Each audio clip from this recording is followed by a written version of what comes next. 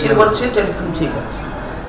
2014 সালের 5 জানুয়ারি যে নির্বাচন হচ্ছে সেই নির্বাচনের আগে দুই রাজনৈতিক দলের শীর্ষ নেতা টেলিফোনে একটি কথোপকথন শেখ হাসিনা অভিযোগ করছিলেন যে খালেদা জিয়া ফোন রিং হয়েছে কিন্তু উনি ফোন রিসিভ করেননি।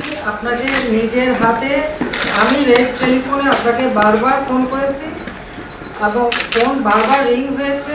ফোন তো আমার দীর্ঘদিন ধরে বছর ধরে ডেট পড়ে আছে। আর বেগম খালেদা জিয়া বলছিলেন ওনার ফোনটি আসলে নষ্ট, সেই রেড টেলিফোন যেটি রাষ্ট্রীয় ফোন।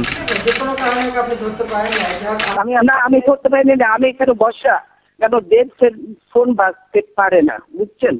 সে বলছে টেলিফোন ঠিক আছে। তো আপনারা তো নিজের বেগম খালেদা জিয়ার ওপর তখন একটি দায় চাপিয়ে দেওয়া, দোষ দিয়ে দেওয়া, সেটি কিন্তু প্রধানমন্ত্রীর জায়গা থেকে তখন এটি বলা হয়েছিল এবং টেলিভিশনগুলোতেও স্ক্রলে ব্রেকিং নিউজ, আপডেট নিউজ আকারে অনেকেই অতি উৎসাহী হয়েও তখন কিন্তু প্রচার করছিলেন। এবং আরেকটা টেলিফোন যেটার মধ্যে এতক্ষণ কথাবার্তা হয়েছে ওই টেলিফোনটা আমরা অন করে রেখেছি, এই যে মোবাইলটা। সাংবাদিক হিসেবে বেগম খালেদা জিয়া তখন ডেকেছিলেন, ওনার ড্রয়িং রুমে গিয়েছিলাম, ড্রয়িং রুমে গিয়ে সেই লাল টেলিফোন পরীক্ষা করে দেখেছিলাম।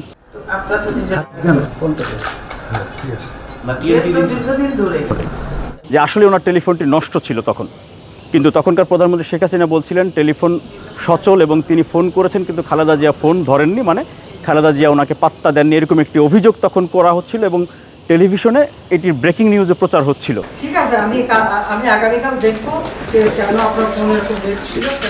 আমি দেখেছিলাম ফোন নষ্ট, তখন উনি আসলে কেন ডেকেছিলেন? সাংবাদিক হিসেবে ডেকেছিলেন এই তথ্যটি জাতিকে জানানোর জন্য। টেলিফোন ঠিক আছে। তো আপনারা তো নিজের ফোনটা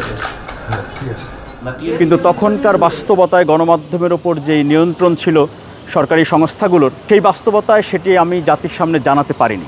একজন গণমাধ্যম কর্মী হিসেবে আমাদের ব্যর্থতা বা অপারগতা বা অসহায়ত্ব এবং আমার জন্য সেটি মনে হয় যে অপরাধ ছিল, কারণ তখন আমার দায়িত্ব হওয়া উচিত ছিল তখন সেই নিউজটি করা যে বেগম খালেদা জিয়ার টেলিফোনটি নষ্ট, শেখ হাসিনা বা প্রধানমন্ত্রী সত্য কথা বলছেন না, বেগম খালেদা জিয়াই সত্য কথা বলছেন, কিন্তু সেটি জানাতে পারিনি। গণমাধ্যমের যে দায়িত্ব সেই দায়িত্ব তখন কিন্তু পালন আমরা করিনি। আমি ব্যক্তিগতভাবে এই জন্য অনুতপ্ত এবং ক্ষমা প্রার্থী।